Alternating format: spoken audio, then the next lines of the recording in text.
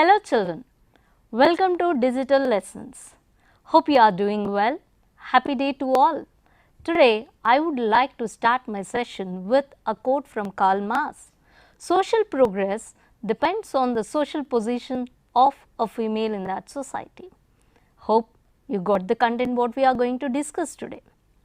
But before going to the session, let's have a glance on the objectives of today's session. Objectives of this session. After watching the session, you will be able to analyze the poem, comprehend the poem, appreciate the poem, and also, my dear children, you know the techniques and figures of speech of the poem. Dear learners, are you habituated to read a newspaper? Then let's see some of the clippings of news reports and then we'll go into the content. Okay? Now observe the news reports here. Have you come across such reports? Just think, focus on the headlines of this. Yes, it is dowry goes girl through hell.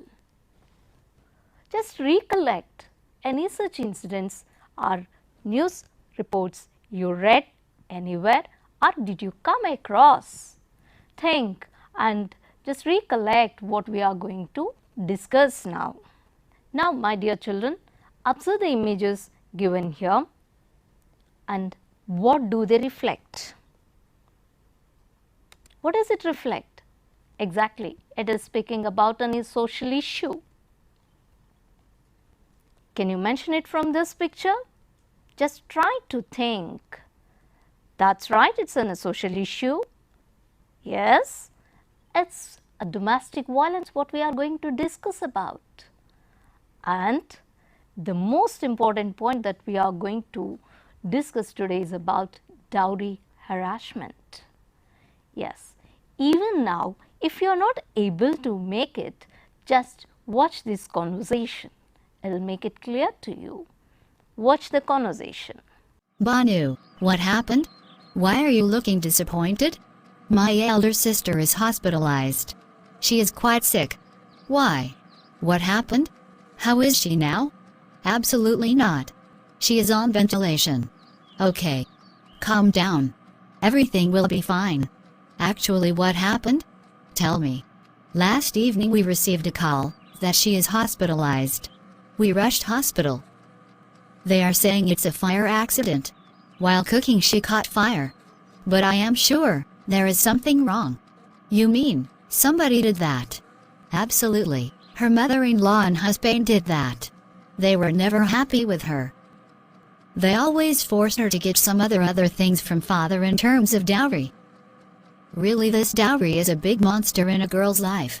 We should raise our voice against it. I think it's right time to raise voice. I will fight for my sister. We'll approach women welfare organizations. And let's file a complaint in police station. So learners, I think you have come to the point. Yes, exactly. Today we are going to discuss about Another Woman, the poem of Unit 3. And at first let us know about the writer and then we'll dig deeper into the topic, that is Another Woman poem. About the poet. Imtaz Dargam. She is a poet, artist and a documentary filmmaker. She was born in Lahore, Punjab, Pakistan. She is awarded many prizes at the national and international level. She has won award, that is Queen's Gold Medal, for her English poetry. She scripts and directs films, many of them for non-government organizations in India, working in the areas of shelter, education and health for women and children. The main themes she focused on her writings are, she brings together several themes and contemporary themes like exile, home, freedom, displacement, communal tensions and gender politics. Her poetry deals with various problems of women, but her focus is on injustice, oppression and violence they are subjected to. Dear learners, open your textbook, look at the page Another Woman poem, read them carefully, share your understanding with your friends. And if a textbook is not with you, look at the screen carefully, read the poem, have a quick reading so that we can get into analyzing the poem. Ready? Let's dig deeper into the poem. We'll read the poem. Another Woman. This morning she bought green methi in the market, choosing the freshest bunch. You can see here on the screen. Picked up a white radish, imagined the crunch it would make between her teeth, the sweet sharp taste. Then put it aside, thinking it an extravagance, counted her coins out carefully, tied them a small bundle into her saree at the waist, came home, faced her mother-in-law's dark looks, took the leaves and chopped them. Her hands stained yellow from the juice, cut an onion fine and cooked the whole thing in the pot over the stove, shielding her face from the heat. So, now let us look at in detail of the poem. Okay children, now look at these lines. Let me read once again for you. This morning she bought green methi in the market, choosing the freshest bunch, and you can see in the picture. Picked up a white radish, imagined the crunch it would make between her teeth, the sweet sharp taste. So, now let us simply analyze this text.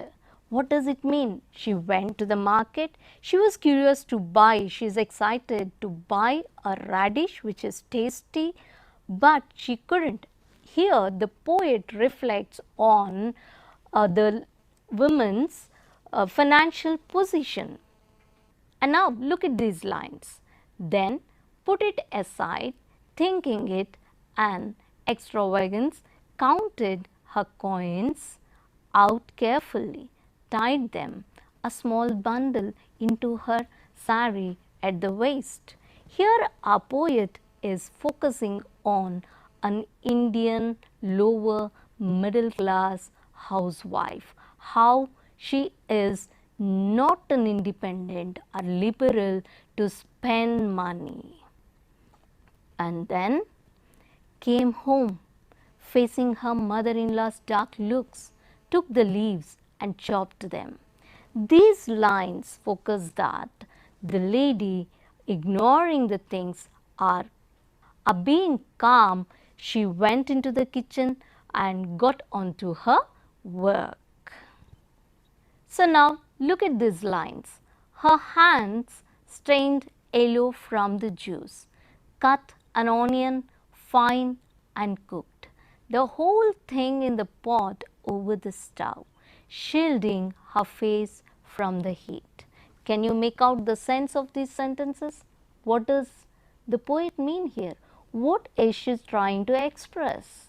Yes, when she started cooking, when she chopped the methi, it turned her hands yellow and she started on her work. She put on herself, put all her efforts and started to work on, and she cared for the family which ignored her.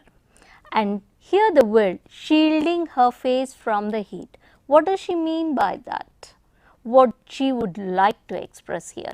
She would like to say that the woman, middle class housewife, she is trying to shield herself from the words of her mother-in-law and she is trying to serve the one who troubled her. So, there is a metaphorical comparison in this. Now, let us check our comprehension of these lines. What does the woman buy in the market? Can you answer? Yes, that's right, methi. Only methi. Why didn't she buy radish? Why? Yes, she felt it is an excessive spending, so she didn't go for that. What made the woman's hand yellow? Can you imagine? Yes, it's very clear, and even we talked about it. Let's see. She buys methi, chooses the freshest bunch available there, and then she cut the methi that she had bought and chopped them, turning her hands yellow in the process due to the juice. Okay, now, so let's continue with the next part of the poem. The usual words came and beat their wings against her, the money spent. Curses heaped upon her parents, who had sent her out to darken other people's doors. Now, what does this mean? The taunts and jabs of the mother-in-law had become an everyday affair of her life. You can see in the first line, the usual words came and beat their wings against her. In these words says that the words from the mother-in-law hurt her, and see, accused her. For what she was accused? She was accused for spending too much money wastefully on this housewife, that is daughter-in-law. Mother-in-law keeps cursing her parents even, right? Because cursed heaped upon her parents, it's very clear here. And she says that they had sent their daughter to darken the lives of others. It is no wonder then that the birth of a girl is dreaded in an Indian family. It is very clear here. A birth of a girl in India is in such a danger. The woman suffer not only at the hands of her mother-in-law, but also at the hands of her husband. So, do you know how? Let's look the next lines that reflects. So, children, I think you have observed what does it mean here? The mother-in-law's curses has affected the daughter-in-law a lot. So, it's common in our Indian society, not like 100%, at least 60% or 40% we can observe that. And you know, a statistical study shows that 80% of loans are being taken in our India by the poor families just to fill the dowry. And this stanza by our poet proves that dowry is such a case where we can't make or we can't save the girl child in our country, where we can't save the girl child in our country. Okay, children, so when you read the stanza, here you find a word like words shatter wings, right? So, the mother-in-law was cursing daughter-in-law that her parents have sent her to their house to darken their house. And she forgot that she is also a woman who has come as a daughter-in-law to that house. It is really pathetic. This is not only the thing, and it is not only the mother-in-law who was cursing her. Even her husband is not yet on her side. Now, let us see that how it has been done by our poet in the upcoming sentences. Let us continue with the poem.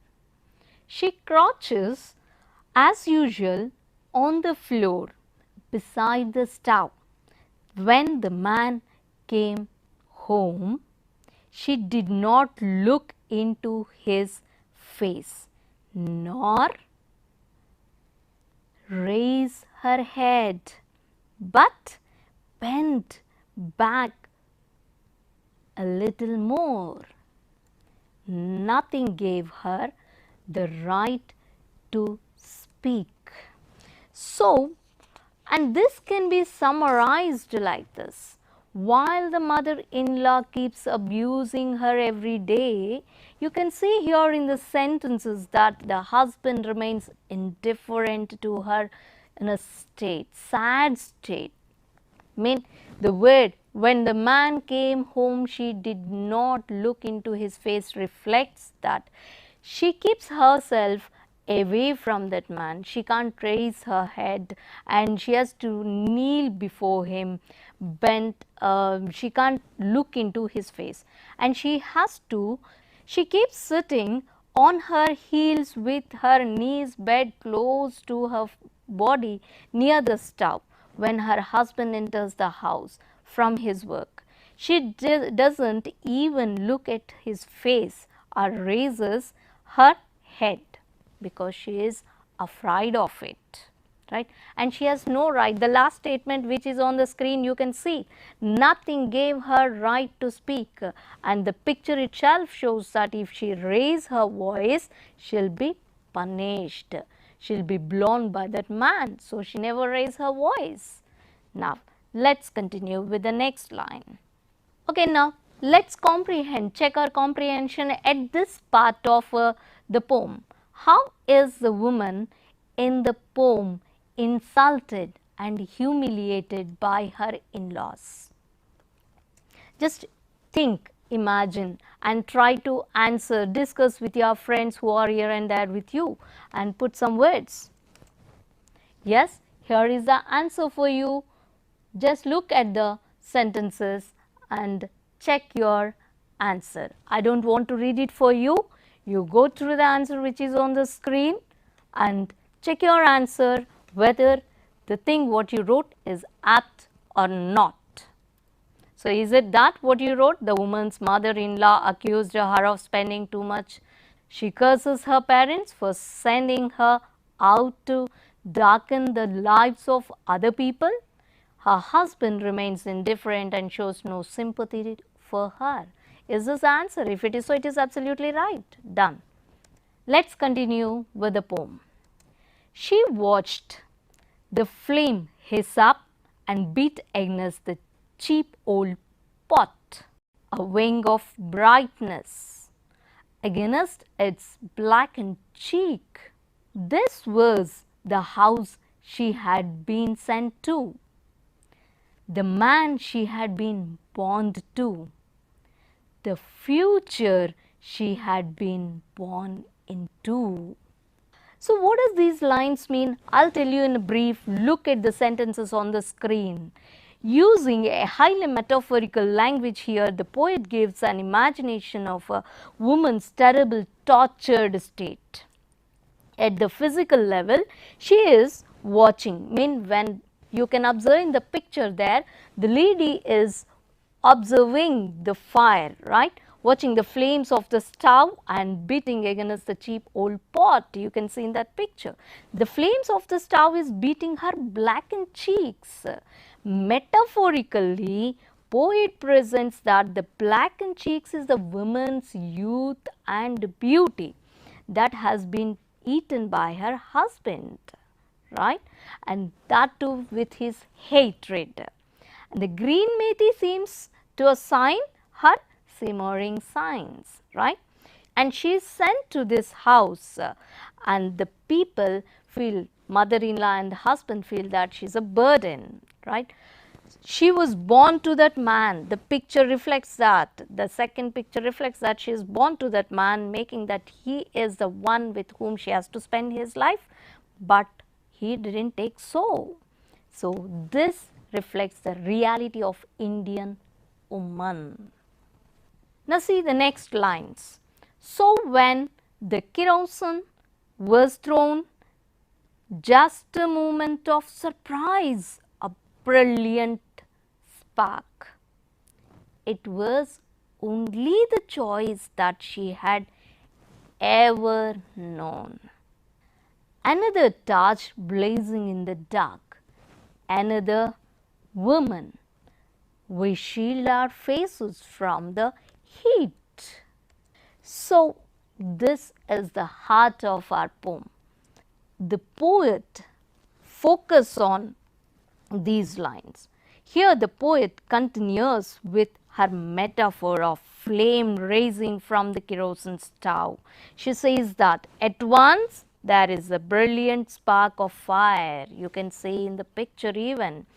That spark which is in the stove got onto the woman's body. So she also happens to many of. So also happens to the woman whose heart is already burning with a constant nagging of her in-laws. It's very clear. The fire which has to be in the stove, now it's on that lady's body. And she realizes that her faith could never change, and that was the sentence you can see on the screen, that it was the only choice that she had ever known, and that choice was committing suicide, and she put herself on burning.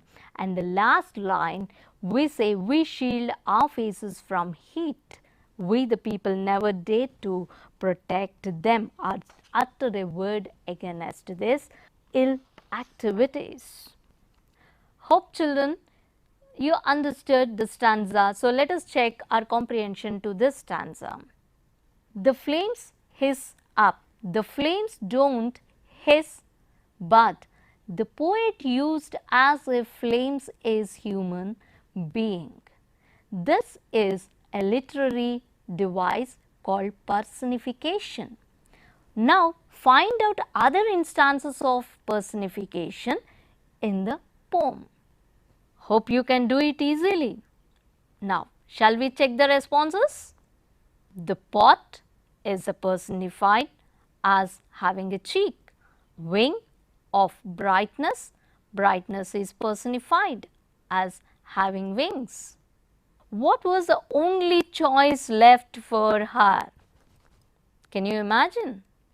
Yeah, you can say easily if you have followed the text. Let's see the response. Committing suicide. Discuss the end of the poem, Another Woman. The poet used repetition figures of speech by the line Another Woman. The words suggest that the repetitive deaths of women is incurred due to inhuman treatment given to women. So, in this you can see repetitional is a figure of speech used. Metaphor, personification and repetitional techniques are used by our poet in this poem. Now, let us look at the central idea of this poem. It focuses on social issues, a personal story of a victim lady, and it concentrates on inhuman treatment of the society on a woman, and it awaits us, and the purpose of the poem is to raise awareness about the increasing number of bride burning and dowry deaths. And the woman portrayed would be any woman in the poem. So, the life of a married woman of a middle class family is focused here, and through this little incident she liked to project that how we can save a woman. So, children, now we are at the end point of our session. Hope you followed the poem Another Woman, and I think you take job of awareing girls, elders around you in your locality about this social issue dowry. And now what's the basic idea of including this in class 10? See, a girl at the age of 14, 15 should have some knowledge of this social evil, and they should know how we can make our society better and how can we make a woman's position better in this society. As if I quoted at the initial of our session that social progress depends on the progress of a woman of that society, we should focus on the progress of women. That is the basic theme of this poem. And now assignment. Write drama script on the poem Another Woman. The script must consist of title, scene or setting, characters, stage directions, dialogue writing, and then it includes plot, which is introduction, conflict, resolution. So, hope you will do this, and it is not a hard task to do that. Remember children, drama script is a major discourse in our final exam. Keeping aside our exams, our assessment, it is a creative skill. Who knows, tomorrow you may be a script writer and you may go for a filmmaker. So, try to do that and present it to your teacher, get it corrected. See you all with a new lesson in next session. Thank you.